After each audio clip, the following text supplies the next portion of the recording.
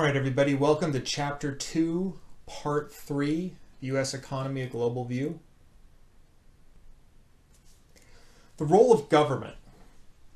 Now we're going to talk about the role of government in the U.S. economy.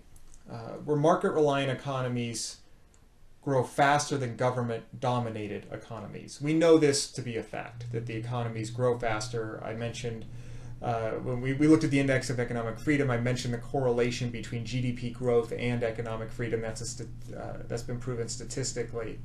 So when entrepreneurs can freely pursue opportunities in the market, they will innovate and create new products, and this leads to faster economic growth. When governments own the factors of production, they impose high taxes or tightly regulate output. There's little incentive to design new products or pursue new technology. This is very true, and it's been proven over and over again throughout history. Is the stronger the role of the government, the slower the economic growth. One of the things that's happened recently is China. China has, a communist country, has decided in the last 20 years to loosen government control over the economy. They've decided to let people create, innovate, be entrepreneurs, and keep some of what they create. They've reintroduced the profit motive, and their economy has absolutely exploded. There's still a very strong government control over all non-economic aspects of life in China. But for the economy, they backed way off, and once again, we've seen tremendous growth. The government provides a legal framework: property rights, rule of law, contracts, fraud. This is also important. There's no more important function of government than to ensure private property rights. Let's think about that. If the government did not protect private property, what would happen? If the government stopped protecting private property tomorrow, what would tomorrow look like? Well, if you knew that the police weren't going to stop you, the government, the military wasn't going to stop you, you could go knock on someone's door and tell them that their house is now yours. Or even worse, someone could knock on your door and tell you that that's their house now. And the only thing you could do is physically fight them off. Well, and then you have a situation with he who has the biggest gun has the biggest house. And you would end up with the Wild West in many senses, at least what we perceive to be the Wild West. So it's extremely important for people to have their private property protected. Without that, everything else falls apart. It would be absolute anarchy.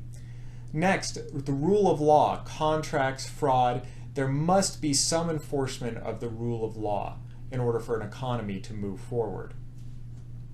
In many cases, even for an economy to exist, there has to be some law.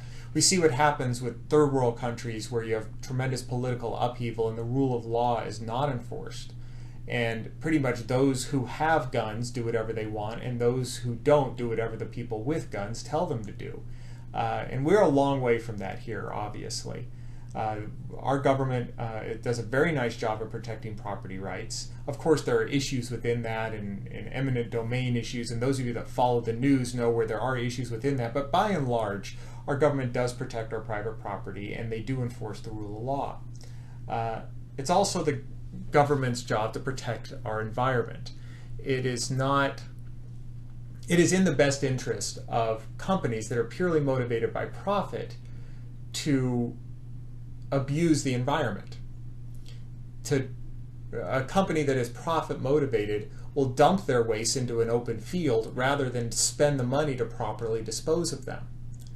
And because of that, the environment could end up in really bad shape. Even for those of you who may not be environmentally centered and don't like the environmentalist movement, the opposite side of that is with no environmental regulation and no protection of the environment, the world would be a trash dump. And if you look in countries that have no concept of environmental protection or don't have the resources to do it, it is not a pleasant place to be.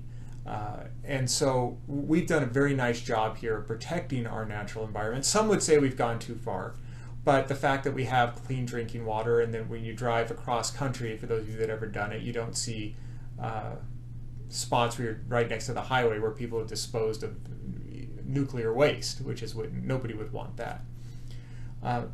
And the final thing that the government does to protect the environment is and just a role of government in general, is they eliminate third-party harm.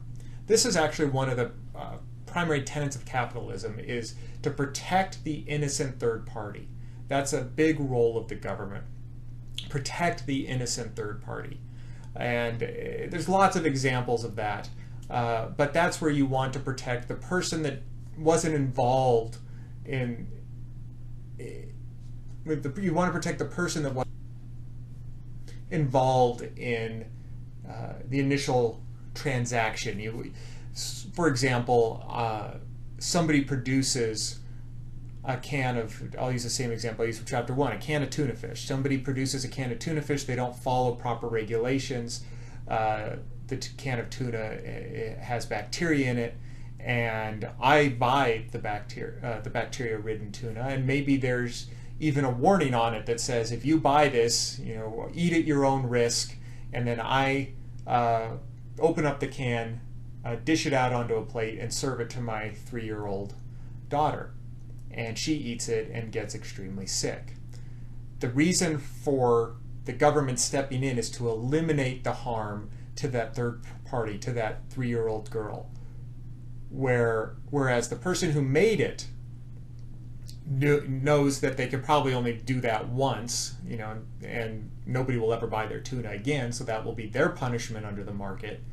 And I read the label and ignored it, and even though I was warned, and I probably will never buy that product again. But the innocent third party, and the government plays that role in a capitalist economy to protect that innocent third party. In this case, once again, would have been the 3-year-old girl.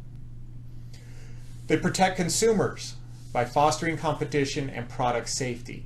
Now, fostering competition, that would typically be through antitrust legislation. We won't get too deep into that in this course. That's more of a microeconomic concept.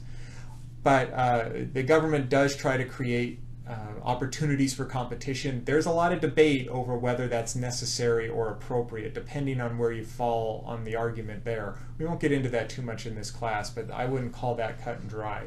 Also, the government steps in with product safety.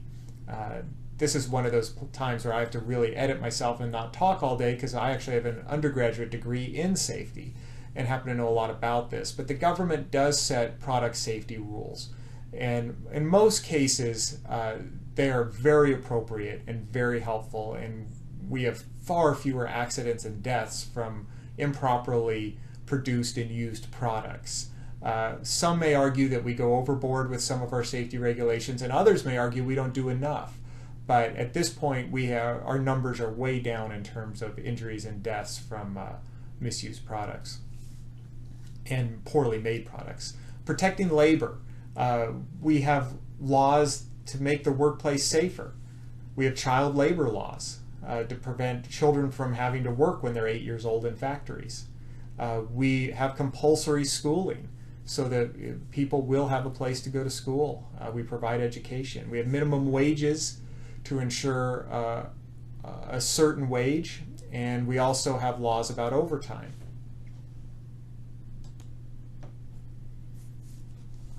Now, some of these are really up for debate in terms of how effective or protecting they are. And minimum wage is put in place to be a living wage for all workers, but the minimum wage is far from a living wage. And there is a very active debate going whether the minimum wage actually helps or hurts workers. Because even though it's the minimum wage someone has to pay, what's happened is it's become a maximum wage that somebody's looking to get, that someone's willing to ask for, that somebody thinks they're worth. And so workers are conditioned that they don't need to ask for more or demand a higher wage, where if we didn't have a minimum wage and it was up to worker demand, in many cases you could end up with a higher wage. And in many other cases you would end up with an even lower wage. Minimum wage primarily impacts high school and college age food service workers. That's who really are the population that is impacted by minimum wage laws. Also, overtime provisions, that if you're going to work overtime, you have to, the government has rules about requiring people to work overtime who are paid hourly. Child labor laws and workplace safety really came into effect after the Industrial Revolution, where you had these factories and little shanty towns right outside the factories where people worked for 12 to 16 hours, then went and lived in their little shack, and basically 30 people would live in a shack, and half of them or three-quarters were always working and the rest of them were just sleeping in the shack or getting something to eat, and that was their whole life. And people would die in the factories because they were so dangerous, the pollutants they'd have to breathe, they'd get black lung and get cancers, and often undiagnosed at that point, or just get so sick that they couldn't work anymore, then they'd pass away, and there was no health care provided to them. It was really a poor quality of life, and the workers rebelled against this, and the result was workplace safety law, child labor laws, and the modern work environment, the 8-hour workday, the 5-day work week. Those all came from that time. For whom does America produce? Allocating the resources to the users can be done by government or by the market mechanism or by both. In the United States, about a quarter of the GDP is allocated via government and 3/4 via the market. The government is actually a little bit more than 1/4 at this point. Even though the book is new, this number is changing rapidly as the government has taken over more of the economy in recent years. But the government spends a lot of money, and that ends up, once again, about a quarter of GDP it comes out of government spending. U.S. income distribution. Income has an unequal distribution in the United States and in every other country. There's always unequal income distribution. The higher the income, the greater ability to buy goods or services. The more money you make, the more money you could spend, and the more things you can buy. We can sort out U.S. income earners by quintile. 1/5 of the population rank ordered by income. The top quintile gets half of all U.S. income. So the top 20% of people get half of all the money, and the bottom 20% get less than 4% of all the money. Once again, this is what we talked about earlier in terms of GDP growth and how we have such a high per capita income. The GDP grows and the population stays stable. So even though our income distribution is very dramatic, the people at the very bottom have more than the people at the bottom of any other country. And the people at the bottom right now have a much higher standard of living than the people at the bottom in this country 10, 15, 20, 40, 50 years ago, any time during our history. Worldview, distribution of income. Income disparities are greater in other countries, especially in the poorer countries. I'm not convinced that that statement's completely true. I mean, there is a huge gap between the poorest of the poor and the richest of the rich in poor countries, but you have more people in that bottom quintile in poor countries.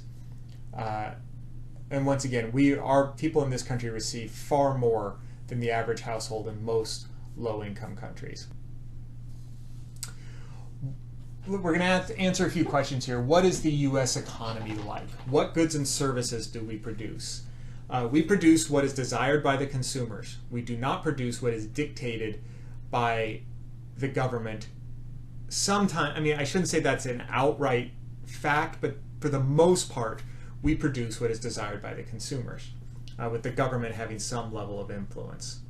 If it has lower opportunity costs, it produces goods in the country. If not, it buys goods from other countries. And we become a heavily service-based economy. So we're just kind of summarizing here a little. How do we produce things?